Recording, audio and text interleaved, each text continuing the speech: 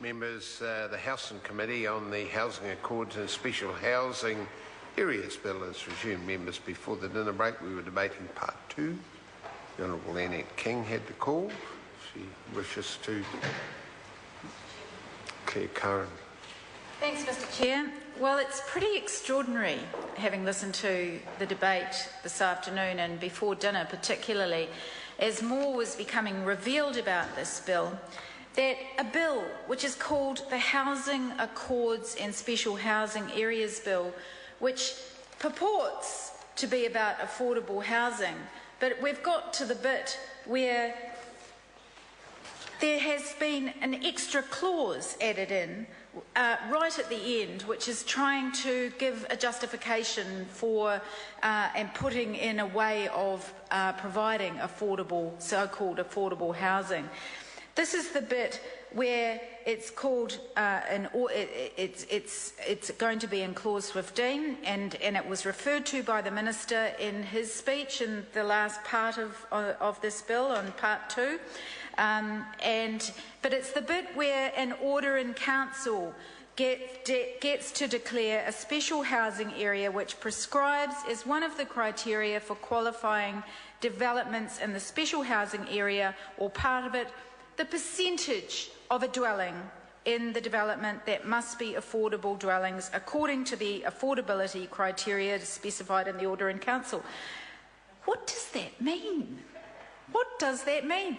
It's like a circular sentence. And that's what I've read that about 5 times. I think it was debated by Annette King before the break, and before her, the Green member Holly over there, she debated it as well.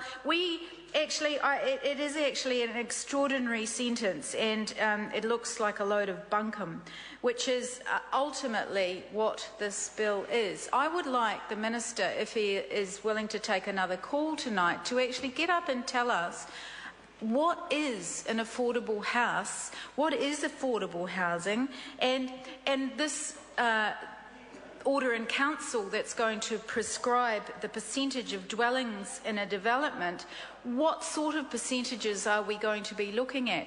Are we going to be looking at the sorts of percentages that were called for by a number of submissions? For example, and I'd like to refer to the submission by the University of Otago's Department of Public Health, which specifically asked for the bill to direct decision makers to grant consents for housing developments within a minimum of 20 to 30% of social and affordable housing.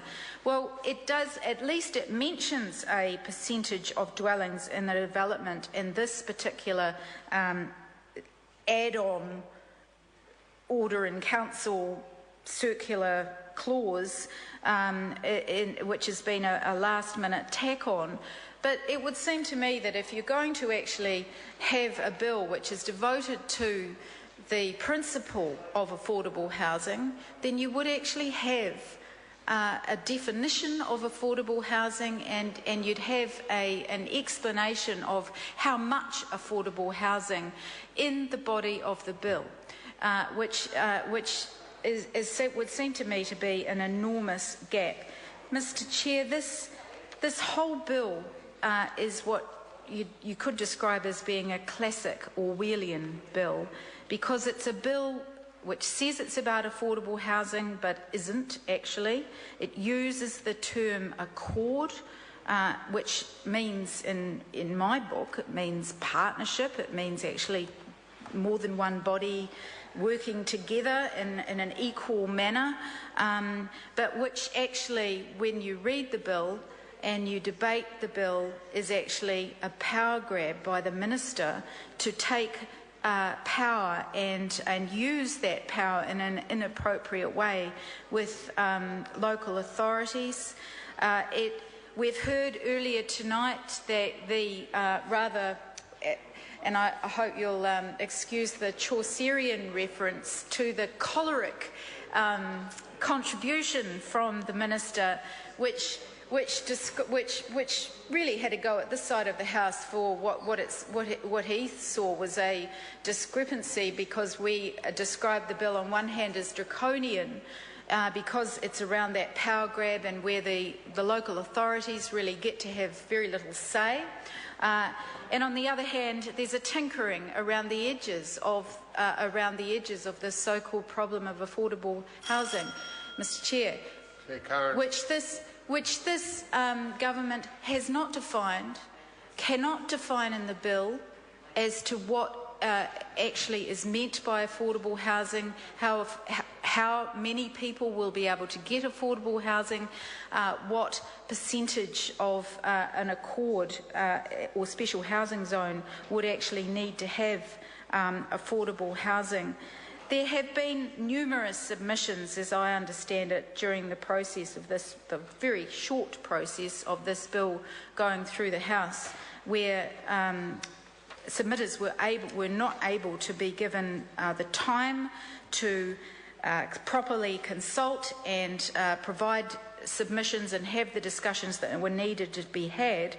Instead, that very short consultation period, during that time, as I understand it, most submitters asked for there to be an assurance that developments within this bill would be affordable, or at least there would be a percentage.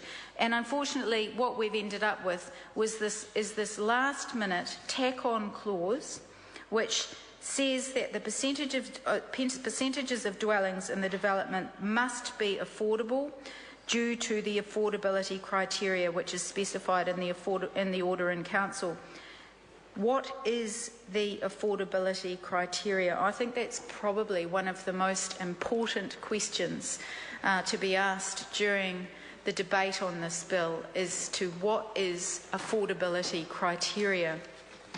The other issue that I just want to point to is the establishment of a procedure that gives some sort of cover, a dispute resolution process that must be followed before the housing accord may be terminated, which is specified also in the bill. Again, we go back to what this bill must do and what this bill may do. And I think that it's really important that people listening to the debate tonight know that, again, many of the submitters argued very strongly that there needed to be some sort of mitigation between the power grab of the minister being able to make all these decisions, and the ability for local authorities to have some sort of say in the process. Again, it seems as if there's been a late change which institutes a dispute resolution process, but it's not something that must happen. It's something that may happen, because it's very clear people must realise that around these housing accords, these so-called partnerships that in my mind should be equal and have, because that's what the word accord means. As far as I'm aware, it's not an imbalance, it's actually more of a balance between parties. That they instead of there must be a dispute resolution process. What this bill does is says there may be a dispute resolution process. So there only may be. And as to how that dispute resolution process, who determines whether there's a dispute resolution process, well, it appears that under this bill that is really ultimately up to the minister. And yes, if there is a dispute resolution process, that it must be followed before the housing accord may be terminated. But the fact that there is one isn't actually isn't a true mitigation if there is a problem between the parties. And I think what it highlights is that ultimately there is a true imbalance. There are many imbalances in this bill, and the major thing that must be done tonight before the debate concludes on this is to determine just what is that criteria of affordability that has been inserted so late in this process. Mr. Chair, we've seen 5 years 5 years of inaction by this government on the housing affordability and a housing crisis in this country, 5 years under this government. And what we've ended up with is a bill that tinkers around the edges in terms of addressing the real substantive issues and does, as we are seeing with so many other bills in this House, giving so many more powers. Mike Sabin. I move that the question be now put.